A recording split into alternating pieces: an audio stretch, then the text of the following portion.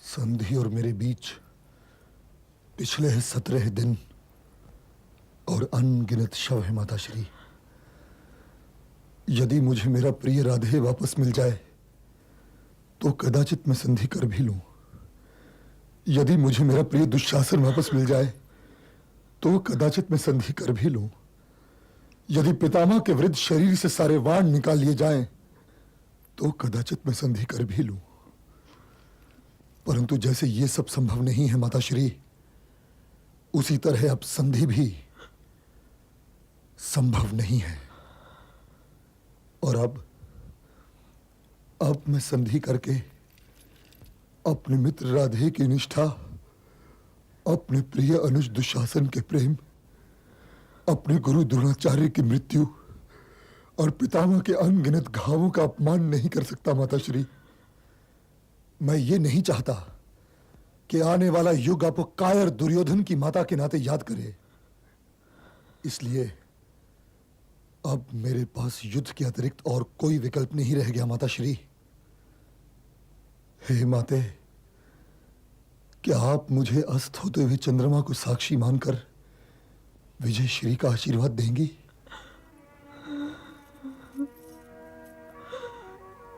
नहीं पुत्र,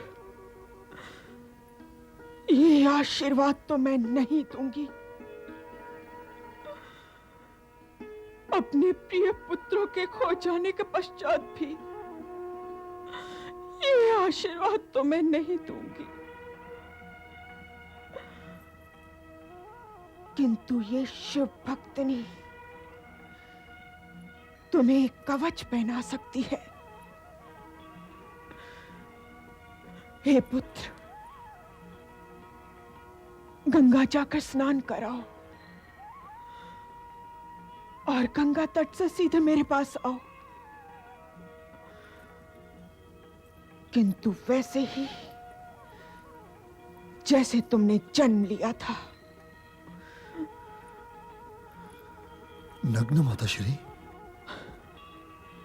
मां के समक्ष कैसी लज्जा। मां से ऐसे प्रश्न नहीं पूछे जाते। जो आज्ञा माताश्री।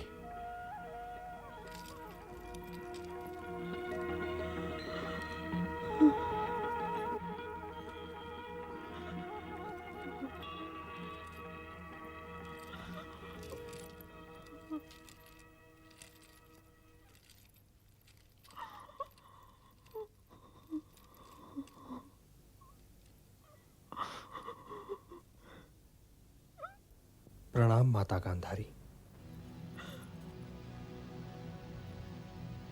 आओ गिरिधर, आओ मधुसूदन। नहीं, आज मैं तुम्हें देवकी नंदन कहूंगी। आओ देवकी नंदन। आप जिस भी नाम से पुकारेंगी माता, मैं बोलूंगा। ये तो तुम्हें याद ही होगा देवकी नंदन,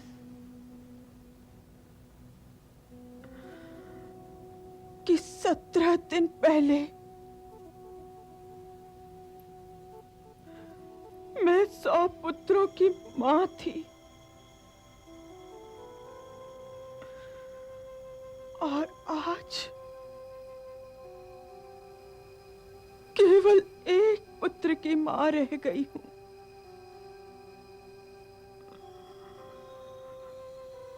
सौ और एक के बीच केवल शव ही शव है।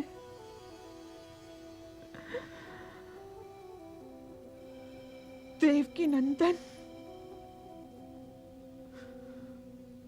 तुम तो उन शवों को पहचानते होगे।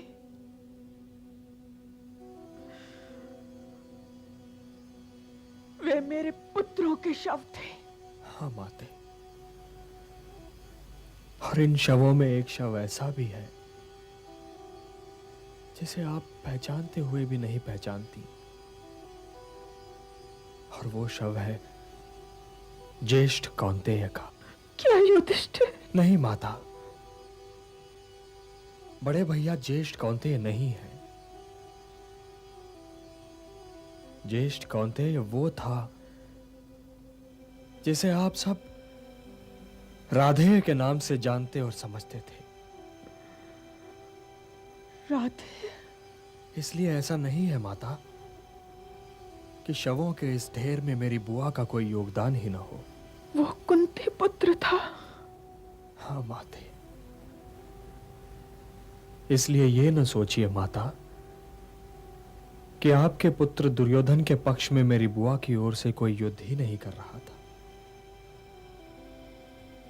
दुर्योधन को महत्वाकांक्षा का रोग है, राधेय को निष्ठा का रोग था। वो सब कुछ जानते हुए भी आपके पुत्र दुर्योधन के पक्ष में स्वयं अपने भाइयों के विरुद्ध युद्ध करते हुए वीरगति को प्राप्त हो गया। इसलिए है माता, शव न गिनिए। ये तुम कह सकते हो देवकी नंदन, क्योंकि तुम मां नहीं हो। विजय के उपरांत जब द्वारिका जाना तो देवकी से पूछना कि कोख उजड़ने की पीड़ा कैसी होती है। ये पीड़ा जनन पीड़ा से कहीं अधिक होती है। वो अपने पुत्रों पर रो चुकी है, वो मेरी पीड़ा समझ जाएगी और वो ये भी समझ जाएगी कि मैं आज तुम्हें शाप क्यों दे रही हूं। माते, हे वासुदेव कृष्ण, इस युद्ध का उत्तरदायित्व तुम्हारा है। यदि तुम चाहते तो ये युद्ध ना होता। यदि तुम चाहते तो इस युद्ध को रोक सकते थे। अवश्य रोक सकता था माते, अवश्य रोक सकता था, किंतु ये युद्ध आवश्यक था माता। हे यदुनंदन, सुनो, मैं शिव भक्तिनी गांधारी आज तुम्हें ये शाप देती हूं कि मेरे परिवार की भांति यदुवंश का भी विनाश हो जाए।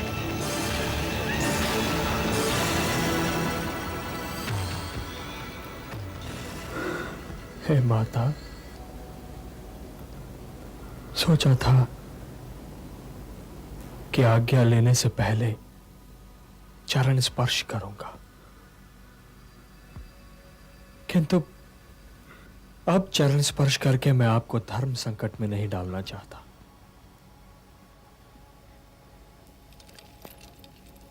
क्योंकि जो अब मैंने चरण स्पर्श किया माते, तो आप आशीर्वाद देने के लिए विवश हो जाएंगी। इसलिए हे माते, आपका यह पुत्र केवल जाने की आज्ञा मांग रहा है।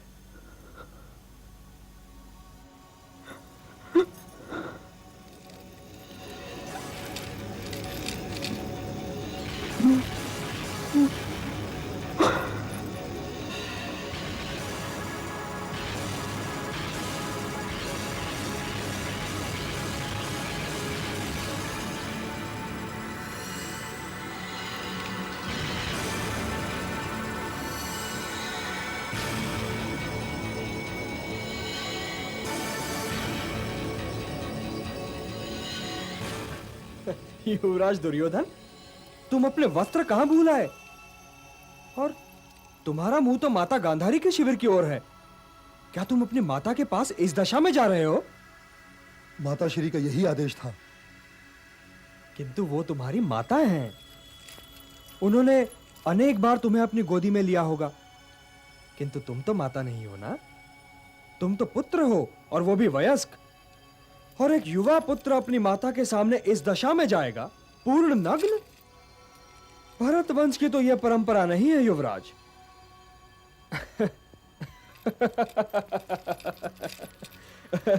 किंतु भरत वंश की परंपराओं का आदर करना तो तुमने कब का छोड़ दिया है। जाओ जाओ, माता को प्रतीक्षा नहीं करवानी चाहिए, जाओ।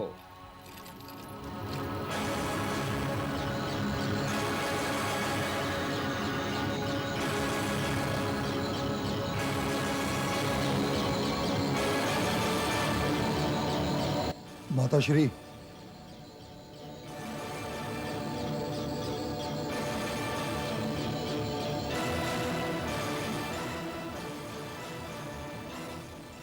मैं स्नान करके आ गया माताश्री।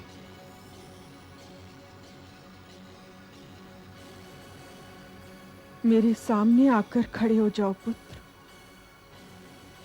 जो आ गया माताश्री।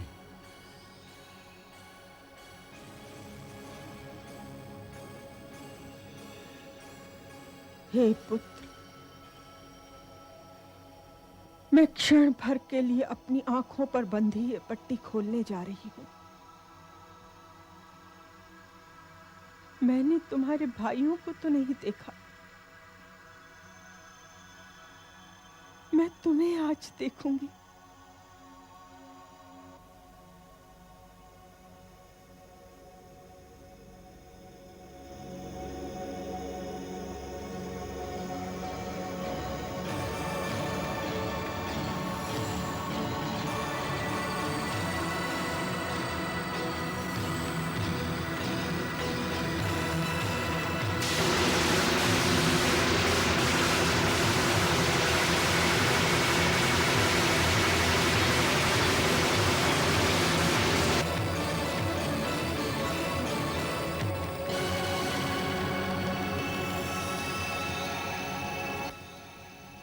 ये तुमने क्या किया पुत्र?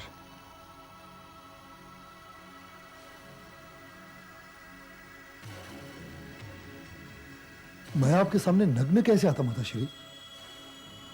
किंतु मैंने तो तुम्हें यही आदेश दिया था।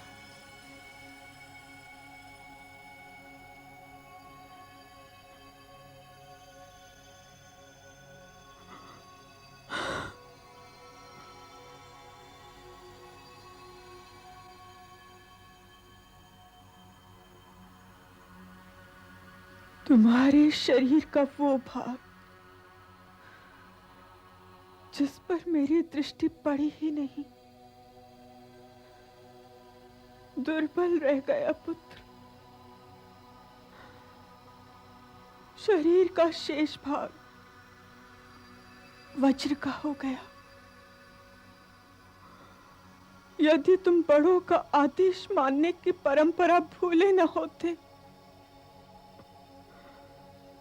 तो अजय हो गए होते पुत्र।